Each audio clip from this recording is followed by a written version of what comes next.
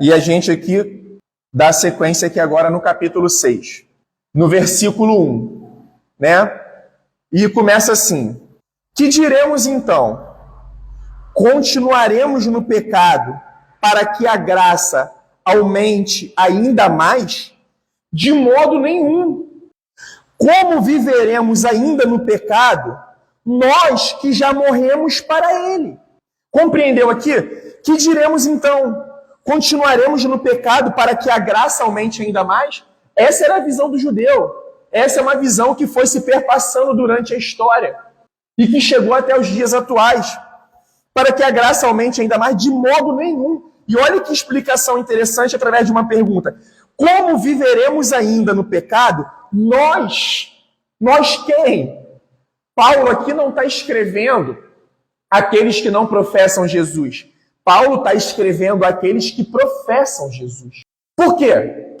Quem morre para o pecado é aquele que experimentou do novo nascimento de Cristo. Como que nós viveremos ainda no pecado se já morremos para ele? Sabe qual é a ideia que Paulo está trazendo aqui? Antes você tinha um senhor. Quem era o senhor de vocês? Era o pecado.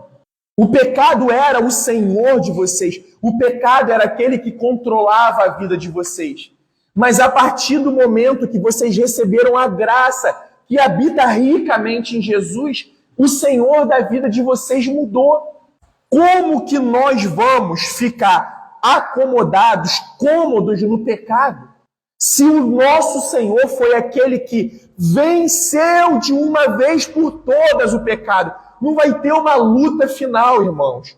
A luta foi vencida aqui, ó. É o tema da nossa mensagem de domingo, que vem agora, se o nosso bom Deus assim permitir. Cristo triunfou na cruz. Então, como que nós vamos viver no pecado se o nosso... Sempre lembrando, tá, irmãos? Essa cruz está vazia, louvado seja Deus. Mas foram os nossos pecados que levou aquele que não tinha pecado a esse madeiro. De forma voluntária, vicária. Ele se entregou, ele quis, como nós vimos aqui em Isaías 53, no domingo. Ele quis, ele foi para lá. E olha o que o apóstolo diz, inspirado pelo Espírito. Nós que já morremos para ele. Morremos para quem? Nós morremos para o pecado. O pecado, ele exercia autoridade na nossa vida quando ele era nosso Senhor. Mas só que nós morremos. E pense o seguinte, irmãos. Um senhor, vamos imaginar aqui agora, um senhor que tem um servo, né? E esse servo obedece ao Senhor, porque ele é Senhor. Esse servo morreu, está no caixão. Esse Senhor tem como chegar para o servo e falar, ó, vai lá e faça aquilo, aquilo e aquilo. Por que ele não pode? Porque o servo está morto. Essa é a figura que Paulo está trazendo para a gente. Antes o pecado falava, faça isso, a gente fazia. O pecado falava, se prostituir, nós nos prostituímos.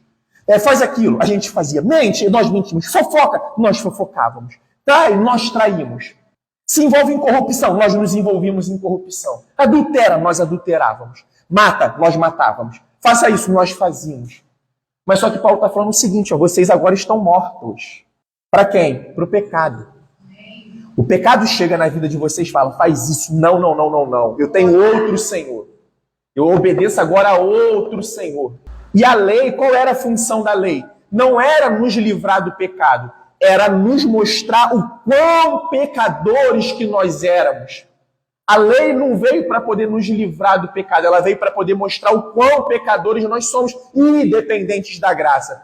Aí agora o pecado chega e tenta nos influenciar. Não, a graça do Senhor Jesus, no poder do Espírito Santo, ela me capacita a resistir a você. Antes eu ia, agora eu não vou mais, eu sirvo ao Senhor Jesus. Já não sou mais eu quem vive, é Ele que vive em mim, e hoje é a vida que eu vivo pela fé no Filho de Deus, ao qual me amou e se entregou por mim. É essa figura que Paulo está trazendo. Ou será, o 3, que vocês ignoram que todos nós que fomos batizados em Cristo Jesus, fomos batizados na sua morte. Está compreendendo? Isso é interessante, até para a gente falar de batismo. O batismo não é opcional na vida do cristão.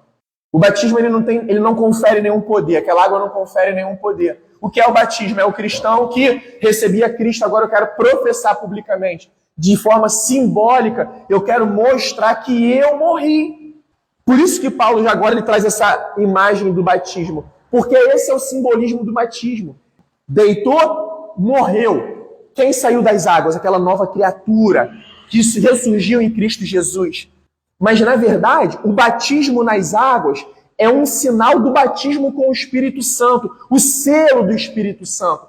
E nós entendemos aqui que esse selo do Espírito Santo, qual o momento que nós somos batizados com o Espírito Santo? É o momento que nós professamos Jesus como Senhor e Salvador, verdadeiramente. É o momento que a gente, meu Deus, eu estou arruinado, olha como que eu sou pecador. Eu sou pecador, eu estou arruinado. O pecado não é só um problema de cultura. O pecado é um mal moral, é um mal espiritual. Eu estou arruinado diante de Deus. Convenceu a gente do pecado. Depois ele convence a gente da justiça. Ai, Senhor, obrigado, porque Jesus morreu na cruz. Eu creio, eu confio. Eu recebo ele como meu Senhor e meu Salvador. E estou convencido do juízo. Que lá, no dia final, haverá um tribunal onde todos serão julgados. Essa é a evidência do batismo com o Espírito Santo. E aí, depois disso, como que o cristão quer viver? Essa é a figura de Paulo. Agora eu quero seguir o meu Senhor, eu quero consertar minha vida. Eu quero ajeitar tudo que eu tenho que ajeitar. Antes eu servia a outro Senhor. Agora eu sirvo ao Senhor Jesus Cristo. É essa a imagem que Paulo está trazendo aqui. Lembrando que nós fomos batizados com Cristo na sua morte. Para que nós ressuscitemos com Cristo, é necessário que nós morramos com Cristo. E o que significa morrer com Cristo? A gente vai falar muito disso domingo que vem aqui, se Deus permitir. O que significa isso, irmãos? Não é morrer para o mundo apenas. Não é morrer para o pecado apenas. Sabe qual é a maior batalha? É o Leonardo morrendo para o Leonardo, para que a vida de Cristo habite ricamente no Leonardo, para que a vida de Cristo habite no Leonardo. Qual é a maior luta? É a Fátima lutando com a Fátima. Essa é a maior luta que o cristão trava. E às vezes a gente está querendo culpar o outro, querendo culpar o diabo, o mundo, o irmão, a irmã, o familiar. Não, somos nós. Irmãos, vamos ser sinceros. Não vamos ser hipócritas, porque eu sei que aqui eu não estou entre irmãos hipócritas. É fácil morrer? Não, irmãos. Dói. Quem quer morrer? Quem? Não é morrer para nossas vontades, para os nossos, às vezes custando nossos planos, os nossos sonhos, os nossos projetos. Às vezes o Senhor vai requerer isso de nós, principalmente quando a gente está querendo pegar atalhos. E aí segue, fomos sepultados com ele na morte pelo batismo, para que como Cristo foi ressuscitado dentre os mortos pela glória do Pai, assim nós também andemos em novidade de vida. E o que significa novidade de vida para o cristão? Andar em santidade. E o que é santidade? É algo que hoje, infelizmente, está morrendo no meio cristão. Está tipo assim, já não tem mais tanta relevância. E o que é ser santo? É eu ter uma auréolazinha, é quase estar explodindo uma asinha de santo. Não tem nada a ver com isso. É eu ser superior espiritualmente aos meus irmãos. Pelo contrário, se o meu Jesus, nosso Jesus foi humilde, se a gente está se tornando soberbo, achando que nós somos os santões, é porque tem alguma coisa errada. O que é ser santo? Qual é a principal característica do santo? É se lavar nas vestes do Cordeiro de Deus que tira o pecado do mundo todos os dias. Isso é santidade. Andar como Jesus andou, viver como Jesus viveu, fazer o que Jesus fazia, sorrir como Jesus. Isso que é a santidade. E como que as pessoas evidenciam, nós vemos a vida de Cristo através da nossa vida? É o fruto do Espírito. Amor, alegria, paz, paciência, bondade. É essa tal luta que Paulo está falando. Se ele pudesse estar aqui dizendo, ele estaria falando. Jorge, Marlene, Rosinha, João, Hillary, Gilberto, enfim, todos nós. E sabe o que acontece aqui na carta aos Romanos? Tinha oposição daqueles judeus. Mas já tinham pessoas que já estavam andando na fé que começaram também a seguir por esse caminho. Vamos pecar, vamos pecar, vamos pecar. E é mais ou menos o que eu estou falando. O quão difícil, o quão estressante que devia ser ver o povo de Deus se descambando por esse caminho, se assim nós podemos dizer, né? E nós precisamos andar em novidade de vida. Aí o 5 diz, por quê? se formos unidos com ele na semelhança de sua morte, certamente seremos na semelhança da sua ressurreição. Mas só que isso daqui não é apenas um aspecto futuro, é um aspecto presente. O cristão, ele aguarda a ressurreição para poder receber aquele corpo incorruptível. Mas Paulo, quando está falando aqui nesse momento, ele já está falando dessa vida. É você morrer e ressuscitar com Cristo aqui. Não é tipo assim, não, Cristo me salvou, estou garantido na nova arca, estou com um lugarzinho no céu, aí vivo de qualquer maneira aqui. Não. A evidência do salvo é santidade. Santidade ao Senhor. Sejam santos, porque eu, Senhor, vosso Deus, sou santo. Pastor, o senhor falou texto de Levítico. Não. 1 Pedro. Jesus falou isso. Sem santidade, a Bíblia nos diz, ninguém verá o Senhor. Então é marca do cristão a santidade, a busca pela santidade, né? 6. Sabendo isto, que a nossa velha natureza foi crucificada com ele. Olha o que eles dizem, para que o corpo do pecado seja destruído e não sejamos mais escravos do pecado. E isso é que é uma corrente de interpretação que até hoje tem muita gente que interpreta errado. Tem gente que pega chicote, fica se batendo, se mutilando, apertando coisa no corpo, achando que é se autoflagelar. Mas aqui esse texto, ele não está falando nesse sentido de autoflagelo. Ele está falando no sentido de que o corpo do pecado seja destruído contra as nossas cobiças, concupiscências que a Bíblia tanto fala, as nossas vontades, as nossas intenções e motivações. É a partir desse momento que nós começamos a santificar o nosso corpo. É quando, de repente, um pensamento impuro vem querer nos dominar e a gente fala, não, cara, antigamente eu servia isso. E não é a gente se culpar se vier um pensamento, um desejo errado, não. É lutar contra ele. Por quê? A Bíblia diz que o salário do pecado é... Olha o que o Senhor pecado dá para os seus servos como salário. Nós que estamos na graça, a gente não é mais por salário, já estudamos isso também. É por graça, é por favor imerecido. É uma recompensa, não tem aquela, Senhor, eu trabalhei, a graça não é assim, eu trabalhei, agora me dá a graça. Não há trabalho nenhum que mereça a graça do Senhor. Nada que nós façamos é recompensa de graça. Graça é amor, é favor imerecido. Ele escolheu dar. É alguém chegando aqui agora, um exemplo. Vocês que estão aí, está fechando o mês, vocês não trabalharam para mim, mas eu quero dar para vocês. Eu quero dar um salário aqui a vocês. Isso é mais ou menos a graça. Senhor, mas eu não trabalhei. Não, mas não é por trabalho, é por graça. Agora o pecado não. A gente serviu o pecado a vida inteira. E o pecado sendo nosso Senhor, chega no final, ele nos paga com a morte. É isso que Deus fala. Vocês estão servindo um Senhor mau. Um Senhor que vai cobrar a vida de vocês. E não é por falta de aviso, ele avisou lá no Éden. Certamente, se vocês comerem do fruto, vocês morrerão. 7. Pois quem morreu está justificado do pecado. Pois quem morreu como? Com Cristo. Para Cristo já está justificado do pecado. O Senhor, pecado, já não tem mais autoridade. Mas calma aí. O pecado precisa... mas é injustiça. A Hillary pecou. Aí agora tiraram ela aqui, o pecado falando. Tiraram ela aqui da minha mão? Como isso?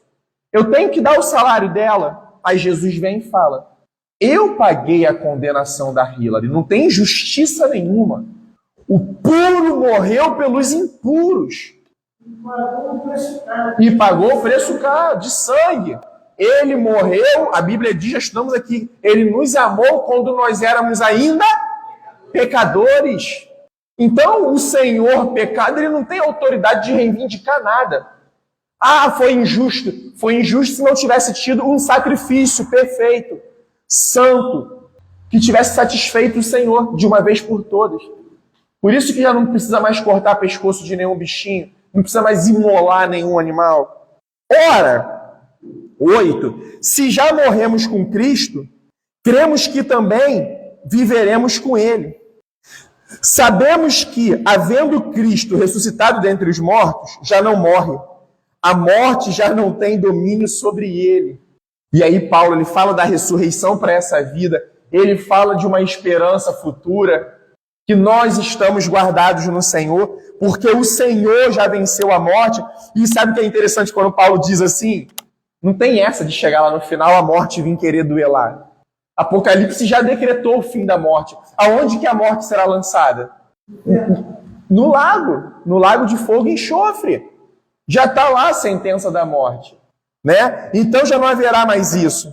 Pois quanto a ter morrido de uma vez para sempre, morreu para o pecado, mas quanto a viver, vive para Deus. É o que ele está falando. Vocês, cristãos, que professam o Senhor Jesus como Senhor e Salvador, vocês já morreram para o pecado. Mas só que agora vocês vivem para Deus, como nós lemos lá em cima. Como em quê? Como que em novidade de vida, como que em santidade. O que vocês faziam antes já não cabe mais vocês fazerem agora. E outra coisa, o cristão é dono do seu nariz, porque acabamos de ler que nós vivemos para Deus. Quanto a viver, vive para Deus. 11. Assim também vocês considerem-se mortos para o pecado, mas vivos para Deus em Cristo Jesus. Isso também eu acho maravilhoso. Paulo sempre aponta o caminho por Cristo, sempre mostrando que não há outra maneira, não há outra solução para a morte, para vencer os pecados, para viver em novidade de vida, somente em Cristo Jesus. Então, a graça, ela nos capacita a resistir ao pecado. É uma capacitação sobrenatural de Deus também, para que nós possamos resistir, para que nós possamos viver o pecado. Aquilo que antes exercia domínio sobre nós, hoje ele já não tem mais domínio sobre nós. E, na verdade, quem toma a cruz e a carrega todos os dias, não é aquele que quer ser salvo, é aquele que já foi salvo. É aquele que já compreendeu que ele foi crucificado com Cristo. É isso aí, que ele morreu com Cristo. E que com Cristo ele ressuscitou para poder viver a vida de Cristo. Não é mais a nossa missão, é a missão do Senhor. Deus não vem se enquadrar nos nossos projetos. Nós que nos enquadramos no projeto de Deus. Nós que nos enquadramos na missão de Deus. Deus não vem aqui procurando, deixa eu ver um espaçozinho na sua vida, na sua família. Não! É nossas vidas, as nossas famílias, a igreja se adequando ao plano de Deus, ao projeto de Deus. Esse é o plano maior, essa é a missão maior. Continua sendo glorificar o Senhor, adorar o Senhor e chamar pecadores ao arrependimento. Portanto, 12, não permitam que o pecado reine em seu corpo mortal, fazendo que vocês obedeçam às suas paixões.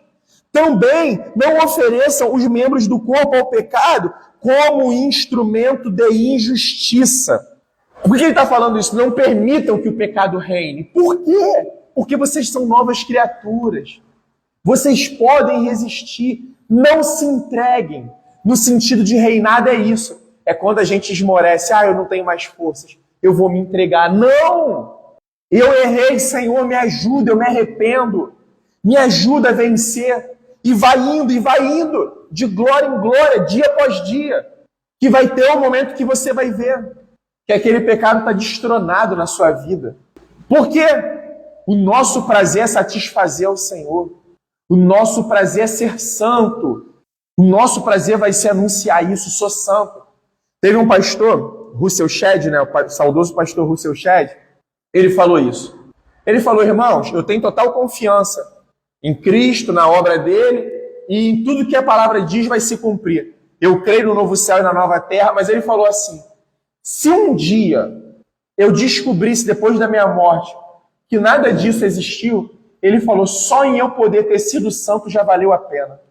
Só em nessa vida, Deus ter me separado das contaminações desse mundo, para mim já foi de grande valia. Nós vamos chegar nesse ponto aqui. Nós chegaremos nesse ponto aqui. Fazendo com que vocês obedeçam às suas paixões, como nós lemos, as suas paixões. São paixões que nós carregamos, nossas. Também não ofereçam os membros do corpo ao pecado como instrumento de injustiça, mas como pessoas que passaram da morte para a vida, ofereçam a si mesmo a Deus e ofereçam os seus membros a Deus como instrumentos de justiça. E consegue perceber que no quesito santidade tem muito mais a ver com o que Deus vê de forma direta na gente do que o nosso irmão vê? Ele está dizendo aqui, não ofereça os seus membros para a igreja. Ele não está dizendo aqui, não ofereça os seus membros para o irmão. Ofereça a Deus. Ofereça a sua vida, os seus pensamentos, as suas intenções e motivações. A instrução de Deus para a gente é: não vivam como hipócritas, buscando o reconhecimento e aplauso dos homens. Não adianta de nada se vocês são reconhecidos pelos homens, mas vocês têm os corações de vocês afastados de mim. Se a vida de vocês está afastada de mim, não adianta de nada. 14. Porque o pecado, isso é promessa, irmãos, olha o tempo do verbo, hein? Não terá domínio sobre vocês, pois vocês não estão debaixo da lei, e sim da graça. E sabe o que é a resposta aqui da Bíblia aos legalistas? Quem é o legalista? Aquele que acha que pode cumprir tudo, que é o bonzão, que é o santão. Não. A Bíblia está dizendo que quando a gente estava debaixo do domínio da lei, a lei ela só fazia mostrar o quão pecadores que nós somos. O quão pecadores que nós somos. Mas ele diz que nós não estamos mais debaixo da lei, e sim da graça. E quando nós estamos debaixo da graça, o pecado já não tem mais domínio sobre a gente. O pecado já não manda mais na gente. O pecado já não é mais o nosso Senhor.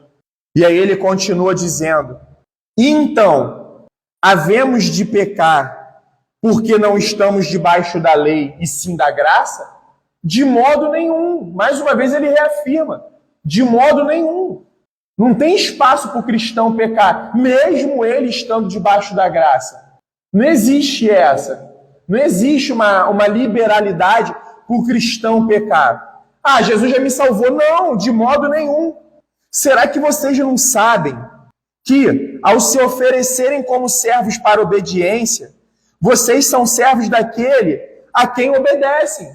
E o que mostra quem tem sido o Senhor da nossa vida?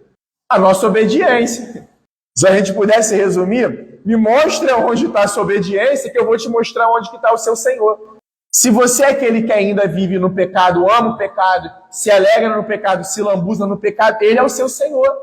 É ele que está comandando a sua vida. Mas agora, se você é aquele que resiste ao pecado, luta contra o pecado e acima de todas as coisas se sujeita ao Senhor, sujeitai-vos, pois, a Deus, resistir ao diabo, ele fugirá de vocês.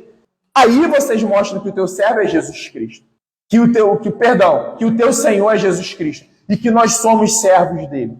Por quê? Nós estamos obedecendo a ele. E aí, voltando, será que vocês não sabem que ao se oferecerem como servos para obediência, vocês são servos daquele a quem obedece? Seja do pecado que leva à morte, ou da obediência que conduz à justiça. E aí é tipo assim, então eu obedeço para ser justificado? Não. É o nosso dever. É o nosso dever, vamos dizer assim, moral, cultural, espiritual, é o dever do cristão. É refletir que nós praticamos a reta justiça do justo Jesus Cristo. 17. Mas graças a Deus que, tendo sido escravos do pecado, vocês vieram a obedecer de coração a forma de doutrina a que vocês foram entregues. E aí, às vezes, a gente fica, mas calma aí, mas graças a Deus que nós fomos escravos do pecado? Não.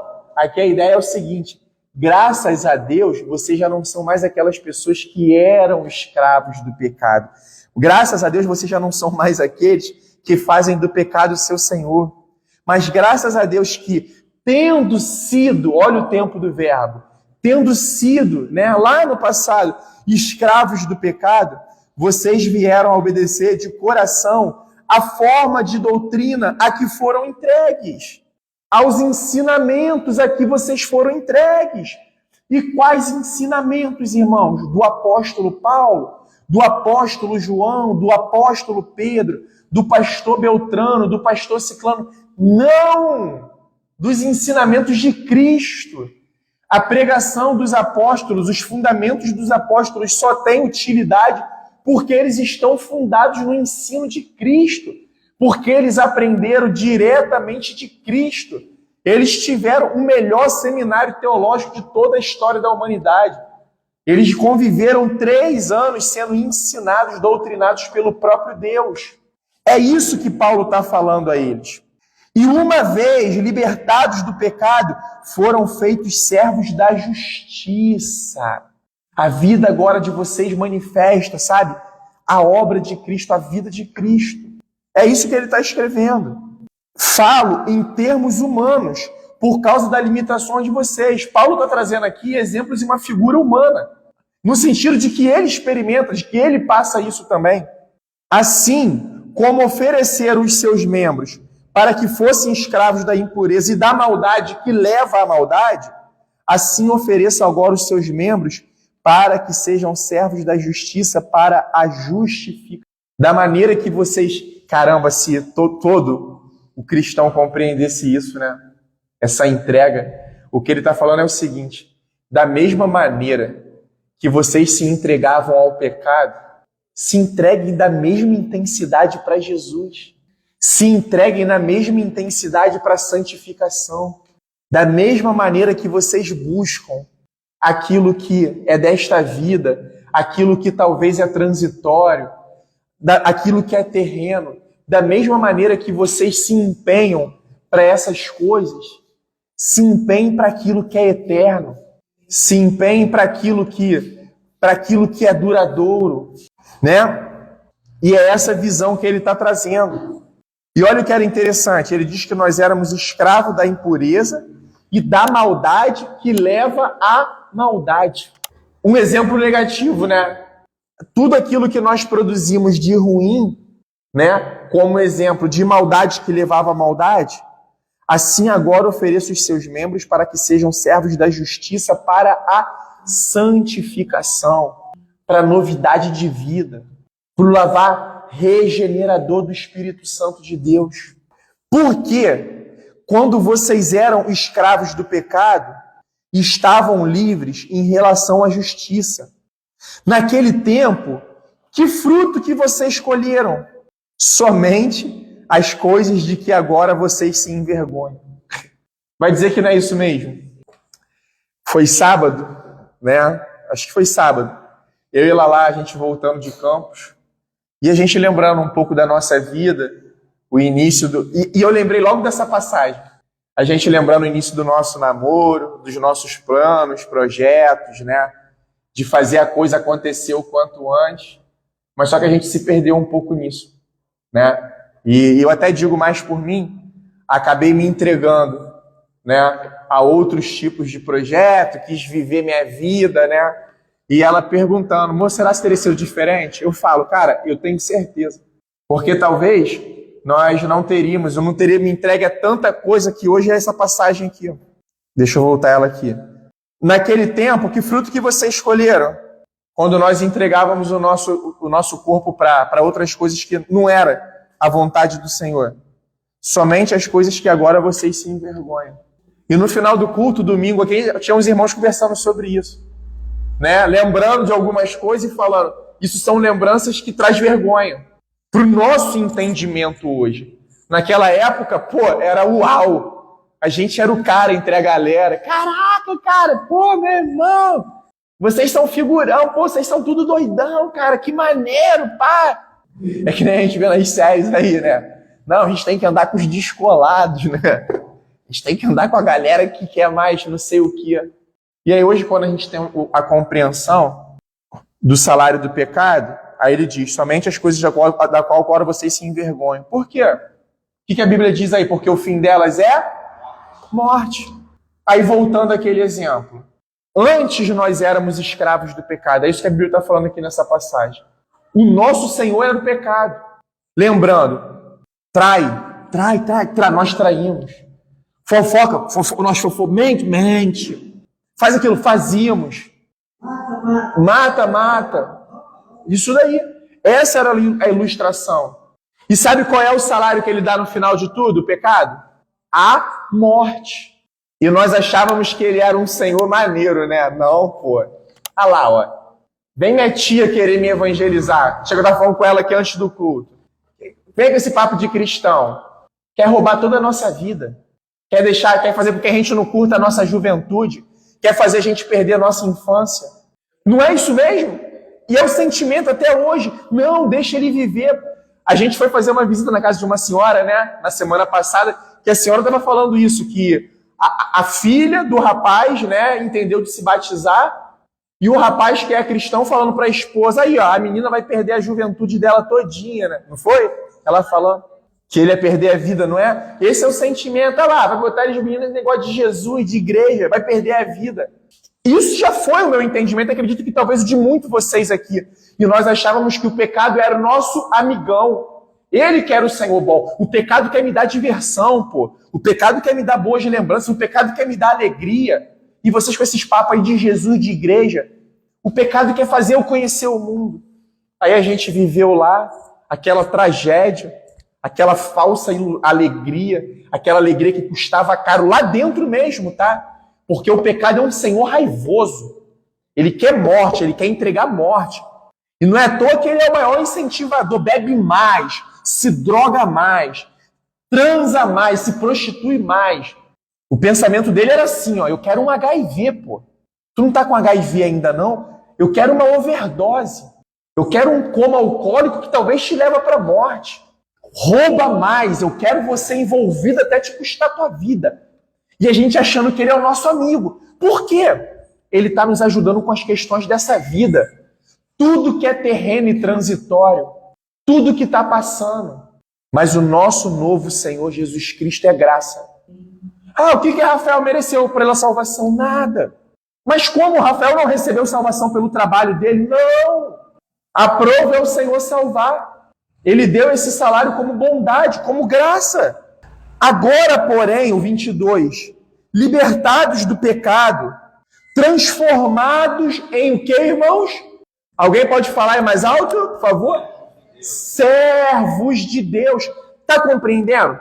Por isso que está sendo interessante a gente estudar a Bíblia, versículo por versículo, palavrinha por palavrinha. Não é sócio de Deus. Não é parça de Deus. É servos de Deus.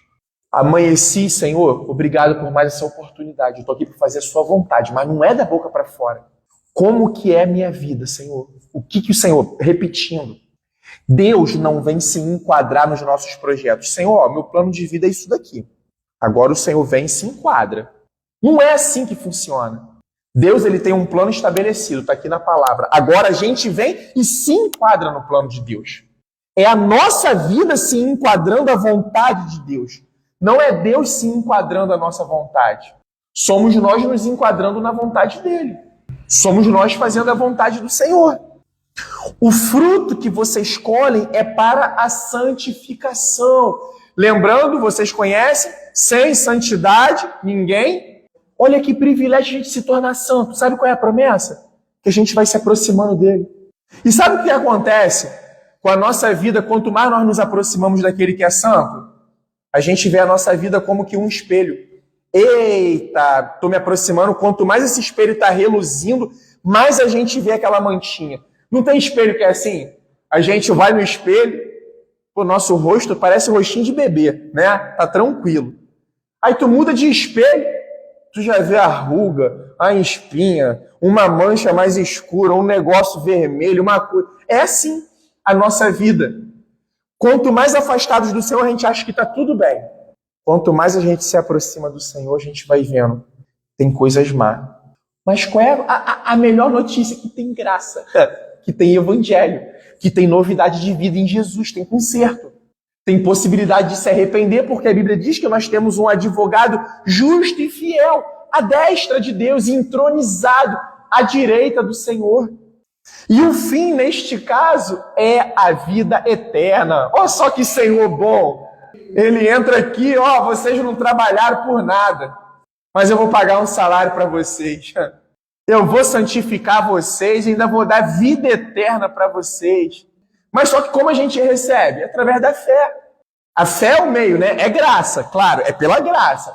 Mas a fé é um instrumento que Deus deu aos homens para nós tomarmos a graça para a nossa vida, para a graça chegar, abundar nas nossas vidas, entendeu?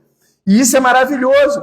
E aí ele termina dizendo, o versículo 23, porque o salário do pecado é quem? De novo, gente? É a morte. Mas o dom gratuito de Deus é a vida eterna em Cristo Jesus, nosso Senhor. O dom gratuito de Deus é a vida eterna em Cristo Jesus. E ele repete mais uma vez, nosso Senhor. Então é isso. Por que o pecado não pode mais reclamar sobre a gente? Por que o pecado já não pode mais chegar? O Leozinho pecou, ele é meu. Jesus, não. Eu morri no lugar dele. Eu morri a morte dele. E qual morte é essa? A segunda morte, tá?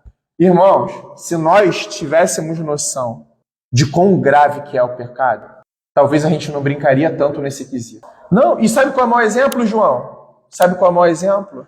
Essa carne aqui, ela está sentenciada. As nossas crianças que estão ali, o Leozinho aqui e todos nós. Esse é o salário que essa carne já recebeu. Já está decretado. Certamente, quando vocês pecarem, vocês morrerão. E todos pecaram. E afastados foram da presença de Deus. Tiveram aquela imagem limpa, maculada, manchada. É isso. A gente fica doente? Fica, não fica? Fica. A gente passa por problemas? É esse Senhor bom aí, ó. Que a gente achava que ele era amigão nosso. É o pecado. Tudo isso que está rolando aí no mundo é o pecado. É o pecado, é o salário de morte. Nós ouvimos ele, nós gostamos dele, nos relacionamos, obedecemos a ele. E é o que a Bíblia está chamando a nossa atenção aqui agora. Vocês agora precisam dar em novidade de vida. Antes vocês eram esses, agora vocês não são mais esses. Agora vocês precisam demonstrar a vida de Jesus Cristo através da vida de vocês. Esse é o grande chamado para a gente. Esse é o grande chamado para os cristãos. Na verdade, é quando nós receberemos aquele corpo incorruptível.